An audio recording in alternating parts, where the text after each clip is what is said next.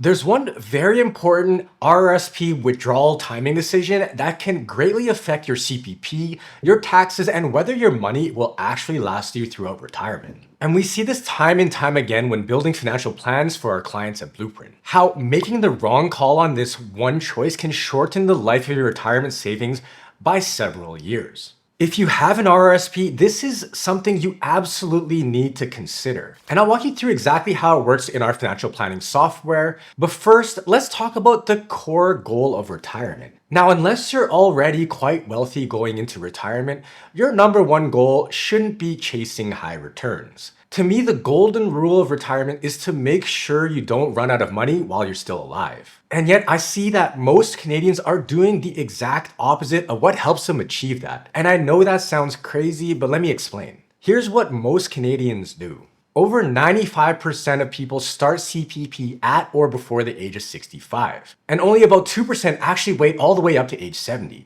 And that's even though delaying CPP gives you a guaranteed 8.4% more per year for life. Now, at the same time, most people hold off on touching their RRSPs for as long as they can. And I get it. It feels like the smart thing to do. You've saved your whole life, and the idea of drawing it down early feels risky or even wrong. It feels safer to leave it alone. But here's the big problem. That combo of taking CPP early and delaying RSP withdrawals can actually increase your risk of running out of money later on greatly. And using my financial planning software, I'll show you exactly how this small shift in thinking and strategy can change everything about your retirement. So here's scenario one, starting CPP and OAS at age 65. Meet Ron. Here's what Ron's working with. He has $400,000 saved in his RSP, and he plans to spend $40,000 per year throughout retirement. And to keep this example simple, he doesn't have a pension or TFSA or any other assets. It's just his RSP and whatever he receives from CPP and OAS. So in this scenario, Ron starts his CPP right at age 65, and we're going to assume a 2.1% inflation, which is based on Canada's long-term average. And his RSP earns a 4% annual rate of return. So how does his retirement go? Well, it actually looks okay on the surface. Now at age 82, Ron still has a net worth of about $142,000, which is not bad, right? But here's the problem. By age 87, Ron's out of money. His RSP is gone, his estate is negative, and from that point on, he's entirely dependent on CPP and OAS alone, which won't be enough to cover his $40,000 inflation-adjusted annual expenses. And remember, this is assuming decent investment returns and no surprises. Next, let's look at scenario 2, which is delaying both CPP and OAS to age 70. Meet Wayne. Let's take a look at Wayne's strategy. Now, Wayne is similar to Ron in almost every single way. He's retired at age 65, he has $400,000 in his RSP, he spends $40,000 per year, and let's assume a 4% return on his investments and 2.1% for inflation. But here's the crucial difference with him and Ron. Wayne is delaying both his major government benefits, his CPP and OAS, to maximize guaranteed income later in life. So what happens? Well, Wayne has to draw heavily from his RSP in the early years to fund his lifestyle. But once CPP and OAS kicks in at age 70, his withdrawals drop significantly. By age 82, Wayne still has $144,000 in net worth, and that's just slightly higher than Ron's $142,000 in scenario 1. But here's the big difference. Wayne's money will last all the way until age 93. Now that's a full 6 years longer than Ron, who ran out at age 87. That is, to me, very shocking. Let's take a look at what each gets for government benefits. At age 82, Ron is receiving about $21,000 in CPP and about $14,000 in OAS for a total of about $35,000. Wayne is receiving close to $30,000 in CPP and about $18,000 in OAS for a total of almost $48,000. Now that's a $12,000 plus per year difference in guaranteed income, fully indexed to inflation and for life. So even though Wayne's plan required a bit more RSP drawdown upfront, the long-term reward is clear. There's more income, there's more years covered, and there's more peace of mind. Now, if you really want to be smart like Wayne here, check out our free guide with 5 proven strategies to keep more of your money in retirement with tax savings. So grab your free copy, the link is in the description. Now, a 6-year difference is staggering. I'm gonna explain a little bit later on why exactly this is happening. But let's take another look at another scenario here. So let's go to scenario 3 here, and let's look back at Ron. And this time we're looking at almost the exact same scenario as before. The only difference is his RSP is only returning 3% instead of 4. So let's see what happens to Ron. Now at age 82, Ron now has a $74,000 net worth, and that's about half of what he had in scenario 1 with a 4% return. And his money runs out much earlier too. By age 85, Ron is completely out of savings and running a cash deficit. That's 2 years earlier than a 4% return scenario where he lasted to age 87. And again, this is with everything going right. There's no health surprises, no major expenses, and no market crashes. And this shows how much more fragile a retirement plan becomes when the returns are just a little bit lower, especially if you rely too heavily on RRSPs and take CPP and OAS too early. So let's look at scenario 4 with the lower returns, but for Wayne now. Everything is the same, but this time we're dialing things back a bit. Unlike scenario 2, his investments are now earning just 3%, not 4%.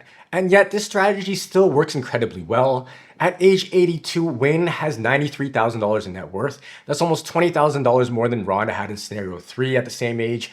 And more importantly, Wayne's money still lasts all the way until age 89.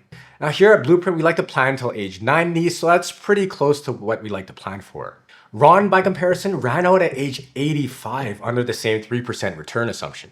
That's 4 extra years of financial security. So in a lower return environment, delaying CPP and OAS significantly boosts Wayne's retirement income and extends the life of his RSP, reducing stress and giving him more peace of mind.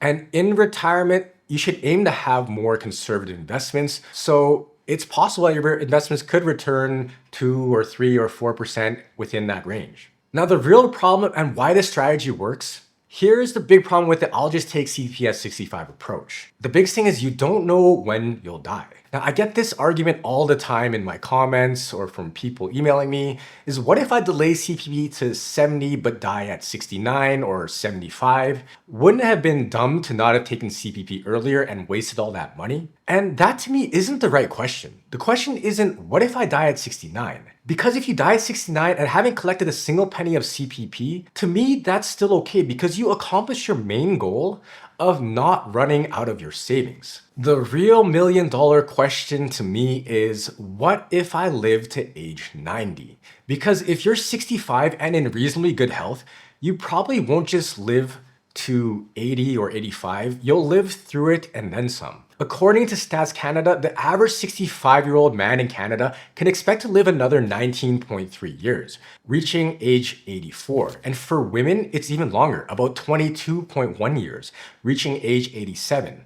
And that's just the average. Many Canadians will live well into their 90s. So the real risk isn't dying early and not collecting CPP during those years, it's running out of money because you lived a long, healthy life. There are 3 major threats to your retirement plan.